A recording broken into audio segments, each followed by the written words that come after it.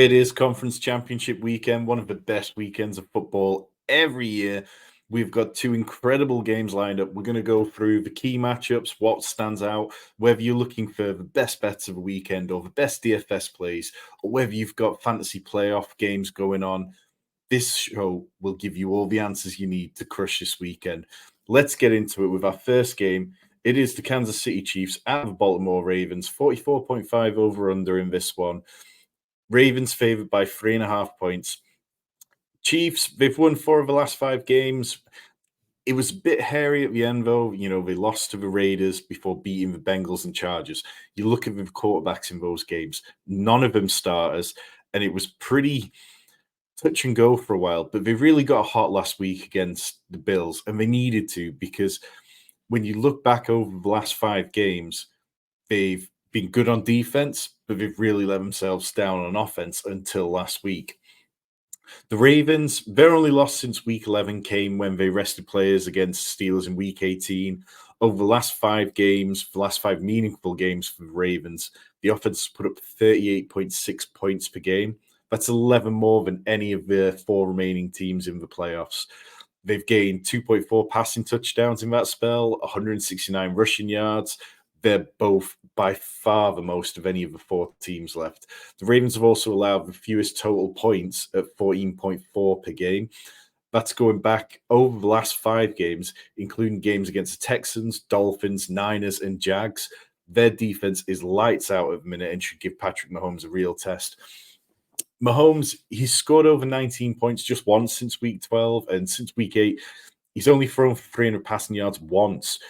You go back to last year, and that was kind of Patrick Mahomes in DFS was such an auto start because you knew you were getting the 300 passing yard bonus on DraftKings every week. And now we're just not getting that. Mahomes did look excellent last week, though. You know, he completed 74% of his passes against the Bills.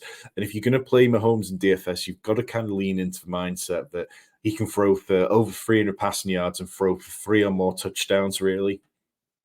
Lamar Jackson, he's straight up balling right now. I mean, it only seems fitting that the Ravens are going to have to play the Chiefs, because for so long, the Chiefs were kind of kryptonite to the Ravens. The first 3 games Lamar played against the Chiefs, they lost all 3. The last time these 2 teams met in 2021, Jackson did beat them. It was like 35-36, incredible game.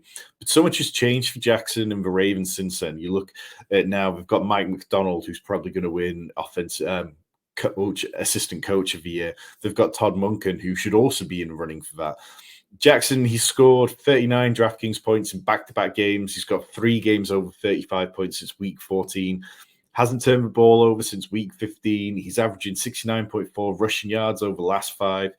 And the Chiefs' defense, they're excellent against the pass. They allow the fewest passing yards of any team left in the playoffs, the fewest passing touchdowns of all the playoff teams. They gave the 6th fewest quarterback fantasy points during the season, but it didn't stop Josh Allen putting up 30 DraftKings points last week. And part of that is because of the damage he can do on the run.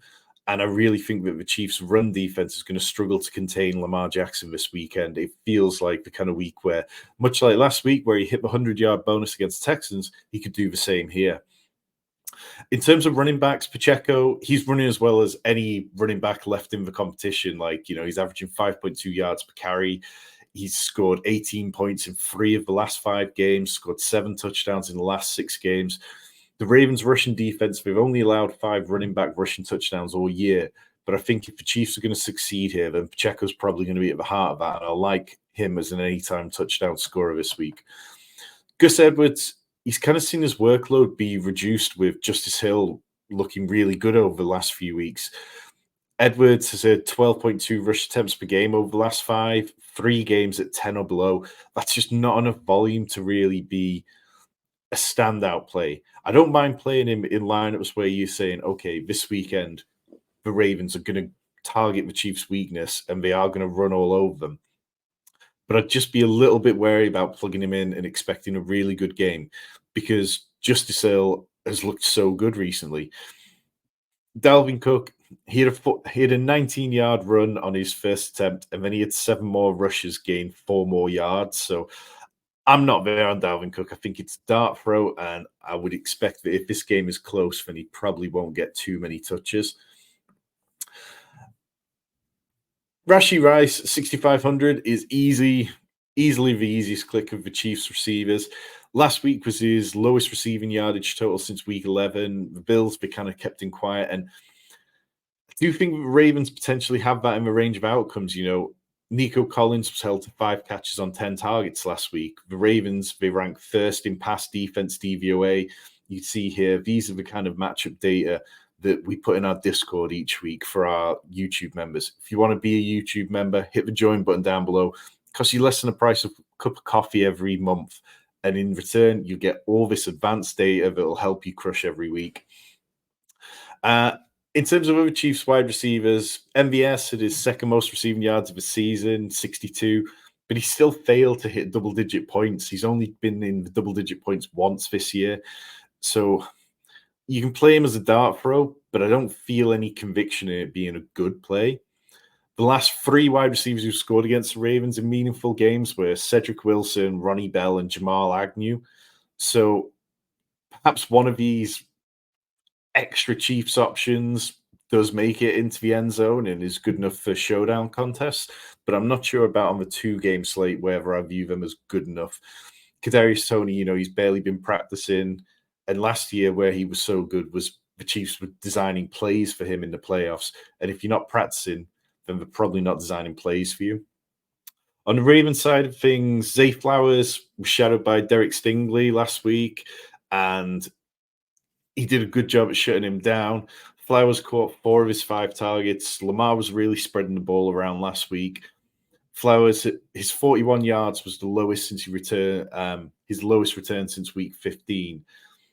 And I wouldn't be surprised if L'Jarius Sneed ends up shadowing him quite a lot this week. L'Jarius Sneed has turned into one of the best shadow corners in the league, and it wouldn't be surprising to see that happen. It's also worth remembering that Zay Flowers wasn't as productive with Mark Andrews on the field. So if Mark Andrews is back, is that going to eat into Flowers' upside a little bit? I'm a little bit worried about Flowers being able to reach his ceiling this week without breaking a long catch or getting into the end zone. Odell Beckham, we were all expecting so much more. He saw a single target last week. We were thinking that the Ravens were keeping him for the playoffs, and then just nothing happened. Nelson Aguilar was running ahead of him. Aguilar is the main slot receiver for the Ravens. He's got 5 receiving touchdowns. The only player with more is Mark Andrews. I don't mind taking dart throws on Aguilar simply because the Ravens seem comfortable using him in situations where they need someone to make a play. And then Rashad Bateman has quietly improved over the last few weeks. He's at 39 or more receiving yards in 3 of the last 4 meaningful games. He hasn't broke double digits yet, but it feels like it's very close. So perhaps more in showdown, or if you really need the salary relief on the 2-game slate, it's an okay play, but not one I'd be desperate to do. At the tight end position, Travis Kelce finally got hot. He had an awful fantasy season over the last 6 or 7 weeks, and then now he's had consecutive games with 70-plus yards, got into the end zone against Buffalo for the first time since week 11. The Ravens, they've been good against the tight end position all year. They've only given up 3 tight end touchdowns, so it might be a trickier prospect for him this week, but if you're leaning into playing Patrick Mahomes, then I think you have to be willing to stack him with Travis Kelce now. Whether you go like Mahomes, Kelce, Pacheco stack, or Mahomes, Rice, Kelce stack, you're leaning into the idea that you need Mahomes to throw multiple passing touchdowns to be the best value quarterback on this slate. And a lot of that production is probably going to come from Travis Kelce. It's worth considering as well. Noah Gray, 2,500 on DraftKings. He caught all 3 of his targets for 16 yards against the Bills. 6 games over 6 points this year. At 2,500, you're really only looking for 7 points to pay off, and he's definitely in play for showdown. The Ravens tight end situation's gotten murkier with the news that Mark Andrews is expected to be back. His relationship with Lamar Jackson is just truly elite. And you see when plays break down, he is the player that Lamar is looking for. He is the player he trusts in the end zone. And I wouldn't be surprised if Andrews scores a touchdown, but doesn't necessarily quite get there in the yardage in his first game back since, cracked fibula. Isaiah Likely should absolutely be still on the field. He's had a 1 single-digit point return since week 12. And I do think Todd Monken has had enough success over the years with two tight end formations that he should be able to get the best out of them here against the Chiefs defense that allowed the Buffalo tight ends to catch all 6 of their targets last week. Moving on to the Lions at San Francisco. But first, if you are here, all I need you to do, hit that subscribe button. We've got rookie content coming out of our ears at the minute. We've got so much more in the pipe. We've got loads of redraft stuff coming. It is a good time to be a subscriber of Fantasy Sanctuary.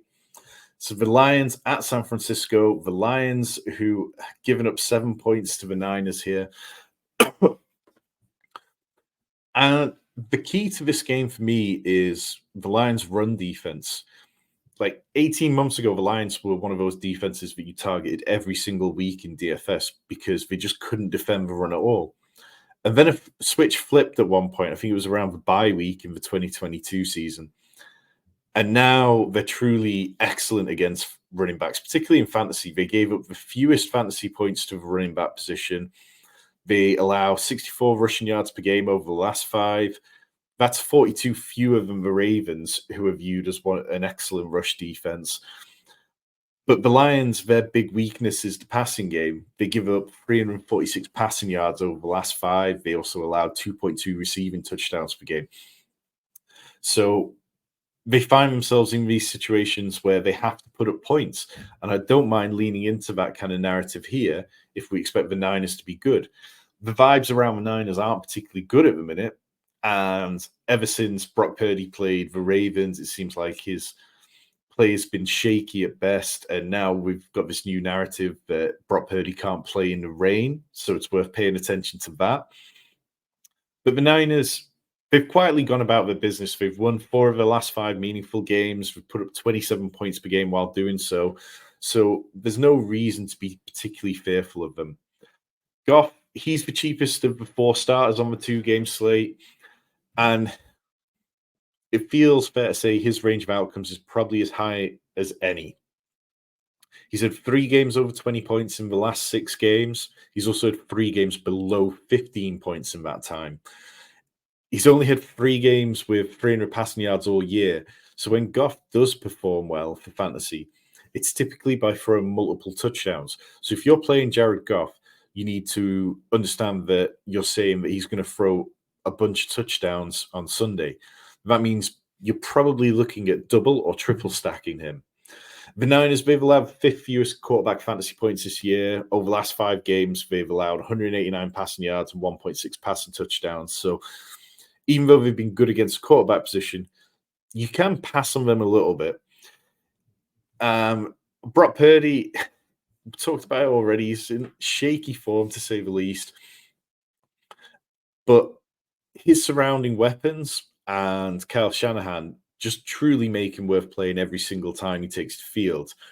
Before week 16, Purdy had only 1 game below a 60% completion rate all year. And then since then, he's had 3 games below that point. So it's definitely a little bit alarming. But this is the bounce back spot of all bounce back spots. The Lions, they allow the 6th most fantasy points to quarterbacks, over 346 passing yards per game. So if Purdy is going to pay off this week, it's by hitting the 300 passing yard bonus and throwing for at least 2 touchdowns, which feels very viable. Jahmyr Gibbs is going to be an incredibly popular play because he scored 12 rushing touchdowns this year, despite the fact that the Lions favor David Montgomery in short yardage situations, or even Craig Reynolds last week. But Gibbs, he's shown that he can score from anywhere on the field. He's an absolute speed demon. Gibbs has scored over 16 points in 5 of the last 7 games, scored a touchdown in all but 1 game since week 13. David Montgomery, though, has seen his value kind of diminish over that period. Since week 12, he's not been over the 15-point mark once, and he's scored 6 touchdowns in that time. It's quite hard not to score over 15 points if you're scoring touchdowns, but he's managed it. The Niners, you can run on them. Their run defense ranks 15th in DVOA. They've allowed 128 rushing yards and 0.8 rushing touchdowns over the last 5 games. That's the worst of any team left in the playoffs. So if the game script is close, then I don't mind running out David Montgomery. I don't mind running out Jahmyr Gibbs.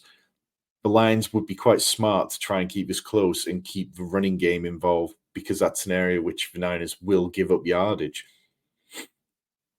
CMC, most expensive player on the slate, the only player above 8,000. He is 9,000 on DraftKings. He scored over 28 points on 7 occasions this year, 23 touchdowns through rushing and receiving. But the Lions, they are a tough run defense. They allow only 64 yards per game, 0.2 touchdowns. If you're fading CMC, then you have to be viewing it as leverage. So last week, the one for me that stood out was I was fading CMC because I wanted to play Deebo Samuel aggressively. And it felt like that was going to be the right move when the Niners came out and Deebo was a clear part of the game plan early on. And then, of course, he gets injured and they have to change on the fly. This week, though, I prefer to play it differently. We'll get to that in a second. But the Lions wide receivers, Amon-Ra St. Brown, highest priced wide receiver on the slate, almost twice as expensive as the next nearest Lions wide out. He is 7,900. St. Brown scored over 21 points in all of his last 6 games. It's an incredible level of consistency for a player, not a quarterback. I think here that you could definitely play him because the Niners allow 13th most fantasy points to the wide receiver position. And he's just such a volume hog. Jameson Williams, he's 3,700. He was out-targeted last week by Josh Reynolds. Sorry, Jameson Williams out-targeted Josh Reynolds last week. He had 4 targets to Reynolds' 3. But it was Reynolds who outscored him again because he scored the touchdown. I just have to lean towards Reynolds. People want to chase the ceiling with Jameson Williams. But we've not seen it. The guy never scores double-digit points. It's a really hard click for me. Deebo Samuel, like I mentioned, he was looked set to be a big part of the game plan, and now he's not practicing or he's practicing in a limited fashion because of a shoulder injury. But this game, this sets up for Brandon Ayuk. 6,900, 400 cheaper than Deebo Samuel. The Lions, they've played man coverage at the 3rd highest rate of any team in the league over the last 6 games. Ayuk leads the Niners with a 28% target per route run share against that coverage, whereas Deebo dominates against zone looks. When you come up against a defense that lean heavily into zone, that's when you play Deebo. Man coverage, this is Ayuk. Ayuk's had 7 games over 100 receiving yards in the regular season, and the Lions, talked about already, give up 346 passing yards per game along with 2.2 touchdowns. It just shapes up for a monster week. If you're looking for a captain suggestion for the showdown slates, it's Ayuk. If you're looking for a player who's an absolute must play on the main slate, it's Ayuk. If Deebo can't play, Juwan Jennings will come back into play. He had 5 catches for 61 yards against the Packers. Play possibly Ronnie Bell as a dart throw, but he was inactive last week. Sam Laporta at 5,400. He had a much better outing last week against the Bucks. 11 targets, 65 yards. That was a week after he only had 3 targets and 14 yards in the wildcard round. The Niners, they are good against the tight end position. They're not leaky there anyway. But you know, we've seen good tight ends have good days against them. All it's going to take for Sam Laporta is 50 yards and a touchdown, and he'll pay off. George Kittle, 5,300. He's had over 65 receiving yards in 4 of his last 6 games, playing a defense allowing the 8th most tight end fantasy points, giving up the 5th highest yards per reception and the 7th most yards per game to the tight end position. Kittle's one of my favorite plays of the week. I think you can look at this and go, okay, I'm going to play Brock Purdy double stacked with Kittle and Ayuk, and I'm going to use that as leverage away from the chalk CMC teams. I'm going to play them, and I'm going to play some cheaper running backs to make up for it, and then I'm just going to jam in studs, and I think that could definitely be a fruitful way to go about things. That's the end of this week's show. Nice short one. Obviously, not too many games to talk about. We will be back for the Super Bowl preview. Hit that like, hit that subscribe button. Let me know who you're building your teams around this weekend. And if you have any questions, leave them in the comments, and I will always answer every single one.